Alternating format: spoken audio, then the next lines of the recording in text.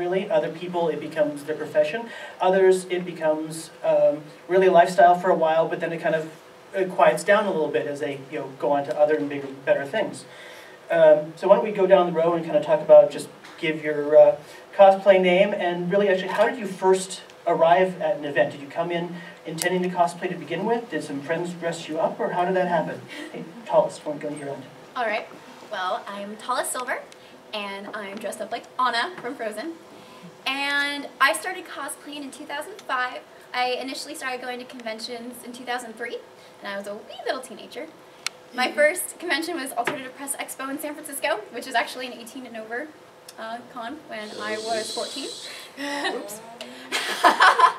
But, and then from that, I learned about San Diego Comic-Con, or as we used to call it back in the day, just Comic-Con. And after a while, there were so many beautiful costumes, and I loved going to Comic-Con. And then in 2005, I actually won first place in a horror makeup costume design as Sally from The Nightmare Before Christmas. And I'm like, finally, I'm good enough to dress up like everybody else. And so that year for Comic-Con, I dressed up like Sally. And sure enough, I had like toy makers taking pictures of me saying, this is what Sally looks like. So it just kind of spiraled out of control from there. And I'm addicted, thank you. Thanks for this meeting. This is the meeting where we all get together and talk about our cosplay addiction, right? Yes. Yes. I spent too much money on this cosplay. This is a safe place. Somebody Be a funny have an event. intervention, please. Next year. My name is Mark Chu Len.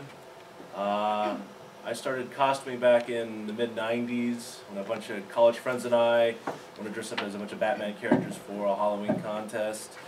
Made a Star Wars outfit in '98. Joined the 501st back in 2001. Since then, I've joined the Rebel Legion, the Finest, the G.I. Joe Costuming Club, and I'm currently now the club president for a group called the Avengers Initiative, a volunteer Marvel costuming group. I've been going to conventions since '87 as a kid. I've been working for Comic-Con International since 2001. No, you can't get your badges. Hello there.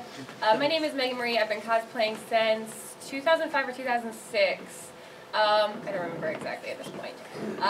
I've always been a geek my whole life, playing games, reading comics, and so on, but I was like a super solo geek. I'd do the couch co-op with my brothers, and we'd go into the comic store every once in a while to get some books or trades or so on. But I didn't go into any conventions until I was in my late teenage years. I went to, my first convention was a small one called Fall Con in Minnesota. I grew up in Minneapolis. And then Spring Con, and I saw just a handful of people there dressing up, and I thought it was pretty much the coolest thing in the world, because who doesn't want to be a superhero, or Lara Croft in my case.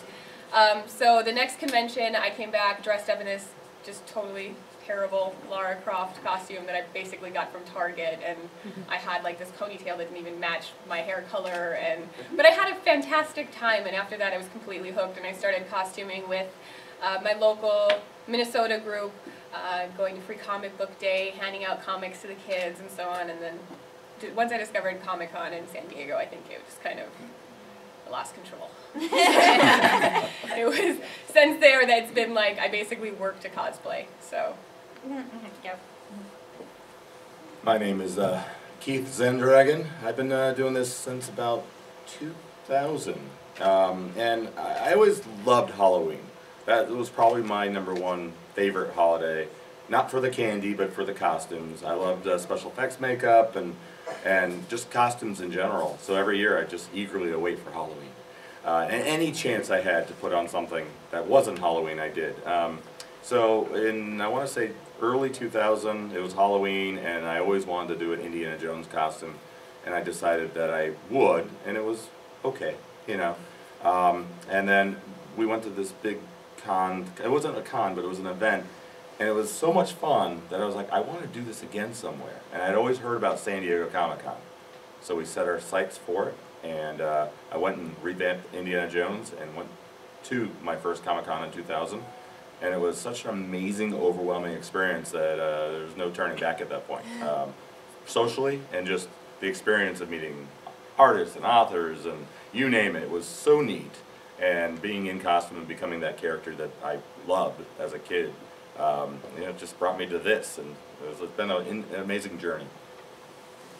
Okay, well, Keith sort of stole my story because that's actually really Well, similar. Copycat. Except for the Indiana Jones part. But yeah, it's hard for me to come up with a date that I started cosplaying because it just feels like something I've always done. And I was totally into Halloween as well.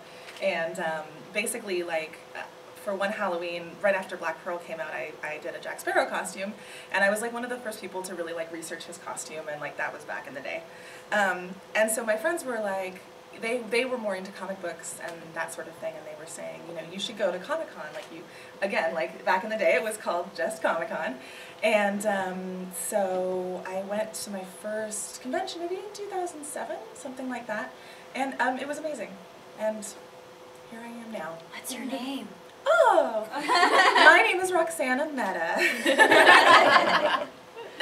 I guess I'm last. I'm Abby Darkstar, and I started costuming in 2006, 2007. I got into costuming because I was a theater geek from middle school all the way through college, and I needed a creative outlet once I switched from obsessing over theater so much. And I was raised mostly, well, my dad was at home with me, so we did a lot of Battlestar, old school 80s cartoons and awesomeness, and that became my creative outlet. And my first convention, I did a Nita Blake costume, and nobody knew who I was, and it was kind of bad. And my second costume was Poison Ivy that fell apart in my suitcase, and it was wonderful. And since that point, it's like a creative outlet. It's a creative challenge to find characters, to connect with them, to create them, and to share this hobby with everybody. That's my favorite thing, is seeing people and getting to share stories and experiences and go, oh yeah, you like Optimus Prime too? Me too. Well, like the girl you ran into who's dressed up as Thor today. Yes, okay, no, okay, sorry. Go ahead. Okay, so yesterday this girl came up to me and she's in this beautiful little tutus, you know, and I was like, oh, you look so adorable. She's like, I'm wearing Thor. I mean, my first costume. You know, I'm wearing it tomorrow. And I'm like, come see me. I want to see you. She came up and I literally fangirled over her. She did such an amazing job, and because that's I love that. I love seeing everybody sharing and geeking out, and all of us just being weirdos together. You know, looking at how, you know, all of you have kind of come along in cosplay, some people are more, you know, individual names. Other people tend to be associated with more of a group. You've Estrogen Force being one, and then you've got, you know, Abby Darkstar, though Abby and Keith tend to be associated a lot, but Megan Marie also an individual name. You guys find it easier to be, you know, part of a group when doing things, or really is kind of standing out on your own kind of more of an easy focus? I don't think any of us really are on our own, because we often, you know, I know you guys know this, we craft together. You know, we have weekends where we're like, okay, everybody come over, bring your own table, and there'll be beer and snacks, and we all just take over the house and craft together, because we need that support. And while we all are like an individual, like Keith and I are a team, and you know, you got Estrogen Force 3, you guys are a team, but you all have a network of a community of your friends that are very supportive. I think for some of us, you know, before this social media thing, Facebook, MySpace, whatever, was so big, we all spent our time on message boards, you know, and when you're on a message board, you have a handle, a nickname, and that's what many of us that's where my name came from. I'm sure that's where others have gotten their names from, because you're not really yourself. I mean, for a long time on the internet, nobody wanted to be themselves because, you know, it was creepy and stuff. So, yeah, someone might steal your identity. Yeah, it's great having resources available to you and friends locally, especially. I mean, you can find so much information online these days. People are so willing to share, whether it's books on making armor or tutorials or videos or so on. But it's just really nice also to go over to people's house, especially since these guys have a really nice garage and a lot of power tools, and I live in an apartment that, you know, does have spray paint all over the carpet, and I'm going to be charged for it when I move out at the end of the month. But having, you know, resources and friends that know how to do stuff, and I can, you know, get tips on how to do molding and casting, and then give them some feedback on how to work with Warbler or so on. It's really nice to have that back and forth. So even if you're working on your own projects, you really are never alone on anything. It reminds me of the people that do work individually.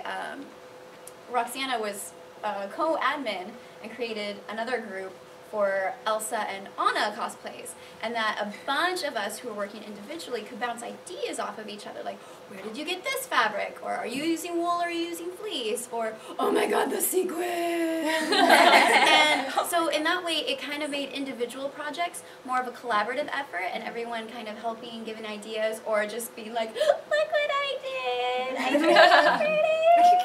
pretty! But when you're doing like a big group project, like how Roxana and I are part of a whole Justice League that we did. And we call it the Gender Bent Justice League, though truth be told it's more sex swapped than anything. Right. Where I'm Batman, and she's Aquaman, and we have a Wonder Man and a bunch of like Zaton instead of Zatanna, and our men folk are ladies and the lady folk are men. So that massive group effort, which I'm sure the Avenger Bunny initiative was, you know, it's hard to wrangle people, like, this is what we're gonna do. This is the deadline. Oh god. Insert panic. You don't want to do that every time because of that, but it's true. But sometimes it's incredible to have that feeling of being part of something bigger than yourself. And to speak on that subject, how many of you here saw the new Judge Dredd that came out, you know, maybe a year ago? All right, so a bunch of people love that movie. They love the costumes from that movie, right? So Abby and I are both moderators on a really cool prop and costume message board called therpf.com. A number of people decided that they wanted to do these costumes. So we basically put, much like they did with the Elsa and, what's the other name? Anna. Anna, thank you. Anna. I haven't seen it yet. Anyway, they put their costumes together. Oh, yes. And it's a group, and we all collaborated together to figure out how the costumes were built. And one guy worked in leather, so he said, you know what, I can get group buy-ins on leather work. And so we started going down the line. How we're going to do the boots, helmets, you name it.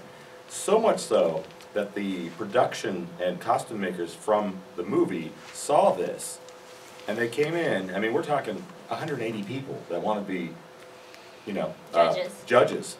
And they wanted the help. So they reached out to the group and they're like, we've got production notes, we're going to send you samples of the costumes, we're going to do all these things, to the point where we ended up bringing out, we all chipped in to fly out one of the primary costume guys, Robert Alsop, who designed the costume and made it, to a con. And he marched with them in the parade in uniform. Yeah. So it's really neat. So sometimes individual efforts can become really big efforts. And that's still a continuing, ongoing effort, so it's neat. I think also very cathartic is that, you know, once upon a time people were kind of out there alone trying to put together costumes. And now, you know, with the forums, online, these mutual support groups, no matter who you've seen out there doing costuming, even the best of costumes has had costume failures. Something went terribly wrong. And it's cathartic to know that it's not just you. Everybody else out there has had problems, had issues, and you can reach out, and while you're venting about it, someone can chime in and go, hey, have you tried this? Yep. And suddenly someone shows up at your hotel room at 2 in the morning with a hot glue gun and helps patch things back together. So that sense of community really draws things out. Mark, with the Avengers Initiative, you guys do a lot of outreach charity work, children's hospitals. Did a group of people decide that they wanted to do that kind of thing? How did that come about? Well, for us, or at least for myself, I started doing service events because I was in college. I had a cousin, unfortunately, who passed away due to leukemia, and Make-A-Wish made a profound impact on my family. And that desire to serve, to share this hobby, this passion with others, came through the fact that the 501st is very passionate about that. I went to a pediatric visit in San Diego, dressed in a Star Wars outfit, and saw these kids who are bedridden, who cannot enjoy Comic-Con like the rest of us. And it made a huge impact on myself. And I thought, you know, I'd like to do this in Sacramento. And now I moved down to Burbank, but in the last 12 years, I've worked out here with Shriners, with Ronald McDonald House, with Make-A-Wish, and how it's grown, whether it's Star Wars, the Avengers Initiative through Marvel, bringing other costumers who are, let's say, Disney princesses. The goal has been more or less to share with those people, families, and even staff who cannot enjoy what we're all enjoying here right now. Keith and Abby have been gracious enough to join me on some of these efforts. And the goal is, you know, just have fun with it, whether it's to be here at the convention or to share it with others who cannot go to such functions. Abby, Keith, what's that been like for you guys when going out on those runs? I think going out on those runs, it's an emotional experience because you're seeing kids that, for me, last time we went to the burn unit at the Children's Hospital, you're seeing kids who their lives will never be the same. They will never have what we consider a normal life, and they're smiling and they are laughing and they are squeeing over Iron Man and Black Widow and Batman's here and they're telling stories and they want to color and they want to do things, and it's humbling because you go in there and you're like, oh, I had a bad day, I was late to work, and then you're seeing these kids and you're like, wow, that's resilience, that is true spirit, and it's an awesome experience. It's probably one of my favorite parts of this hobby is giving back and doing something good, because I think it's really important to do. Rox, you were actually a while ago had been doing some writings about debating whether to make the jump to doing selling portraits and pictures of yourself and things like that, and then whether pros and cons. What kind of made you decide to go one way or the other as you've kind of progressed? That's really interesting. The issue of cosplayers selling prints of themselves has really, in some ways, divided our community, and I don't like that. I think, everybody's choice is valid. For me, it's, people requested prints. And she's really cute. And, ultimately, I think one of the beautiful things about this hobby is making people happy. And I've never experienced that more, obviously, than wearing a Disney princess costume, which I have not done before, and it makes kids so happy. But pretty much, if it's requested of me, I want to do it. I want to make people happy and take them away from their lives briefly, like transport them into another world. And so, but like I said, it's a completely individual choice, and there are some people who don't personally want to do that, and it's all fine, it's all valid. Some people sell prints for charity, some people sell prints to fund their cosplays, and some people choose not to at all. And yeah, I just think whatever feels right to you, and it doesn't matter, what other people think or what other people are saying. Abby and Keith, you guys have kind of made the progression from, going there as attendees to guests and now having a table as well. How did that evolution kind of come along? I'll take the mic. Because I've been involved in this for such a long time, I've done panels with Mark before, we've done other con functions, so that door kind of opens up along the way. The guest thing just kind of came about randomly. I guess one of the cons saw that there was an opportunity to utilize us for panels, or to help do things like maybe write a policy, or to help with a masquerade, or whatever. And so, and with cosplay being such a big thing right now, they're like, well, do you want to be a guest here? And we're like, oh, okay. And so for us, we've taken advantage of having a table that is great, because now there's a stop for people. I remember going to cons all these days where it's like, where do we meet up, where do we meet up? And it was always nice to have a central place to all group up and sometimes stow your bags or whatever. And everybody knows now, like, for this con, it's been great. We'll go to Abby and Keith's booth because we can meet up there. And it's great. We get to see everybody, and everybody has a place to commonly go. And we use it for our benefit too. We can share a lot of our knowledge with costumes and props and resources, so people can come by and talk shop. And for us, that's fun, and it gives us a chance to almost like have an all weekend long panel. So. Yeah, I think that's like I said before, my biggest thing is giving back, and I love to share costume tips. I love to see people in costume. I love people to come up and say, "This is what I did," or "What should I do?" And for me, it's like the greatest high, and I don't mean to describe it as such, but when you're seeing someone, you're like, hey, I made this at floor mats, and you're like, oh my gosh, it's so cool, and you get to share ideas and go, okay, these are the resources I use, and I think it's a community building. It's not just about being a pretty princess or something. No, you're no. Unless you are a pretty princess. Tallest, you're actually one of the ones that's been kind of cosplayer name that's been around for a while. When did it strike you that you had actually had a fan following? Because they kind of appeared around you. They did. It was actually in 2009 at San Diego Comic-Con. I premiered my Deadpool cosplay for the first time because I'd been a fan of Deadpool, and then X-Men Origins Wolverine came out, and that was painful. Yeah. So I decided it was between Deadpool or Freakazoid that year, and I was like, I'm gonna be Deadpool. I gotta show what Deadpool really is. So my dad was a captain in the army, so he starts giving me like this World War II army belt, and then I have holsters that he had that were Vietnam era holsters, like all this army stuff, and he was so excited. It was like the best thing ever. And I even had a little yellow notepad for my yellow boxes, and I write messages above my head and pose with them. So I was looking at my own thought boxes, which Deadpool does. And it was like my new cosplay. I gotta wear it every day. This is so exciting. I don't care, whatever. I'm just gonna do it. And by day 3, I think, people from the internet started following me. And they were looking for me because they thought I was so funny. And because I like to be in character when I cosplay. And right around when the con was closing, I was waiting for my ride, and this group of guys comes up to me and they're like, "Oh my god, we found you! We've been looking for you for like the whole con!" And I go, "What?" And they they take a picture with me, and then they tweet it, and then we see in real time, like all these people retweeting and replying to it, going, "Where is she? Where is she? I want to take a picture with her!" And I'm like, "Whoa, whoa!" And it was a little scary at first because I didn't think I was that cool.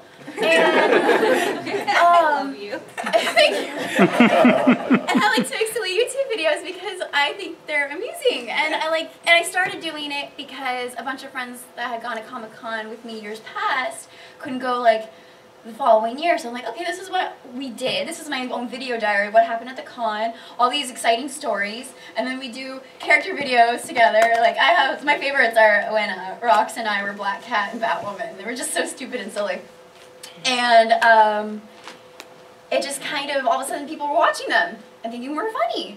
And then they kept doing it. And then I got a shout out in a Deadpool comic, and I went, "Oh, that's me! Hi, Thomas Silver, that's me!" And that's like my pinnacle of cosplay now. So I'm really not about comic, guys. And then Power Girl happened, which was my other big thing. Lord. And that kind of got out of control. But then people will find me that I've met in my daily life and go, "Oh, you're that Power Girl?" Yeah, I was that Power Girl. Eyes up here. Ha ha ha. And it's interesting to see which costumes like launch out, and then others that don't. And then people don't know, like, I'm Jean Grey from X-Men Evolution, you guys. It's kind of a big deal. I love that show. That got me back into Cape Comics, okay? So it's actually just really interesting. What? It's true! I know, it's just you. We really just love you. This is really her, guys. This is really me. She really is on it. I'm really Anna. I'm like really everything. And then like Abby's my sister in Ivy, and so is Megan. Like, oh my god. You're the only one that I can think that can watch the Levi brows. Like, I hate Uma Thurman's Ivy. But this lady right here, she had a photo, like, set of her in water, and she has a watering can, and she has like the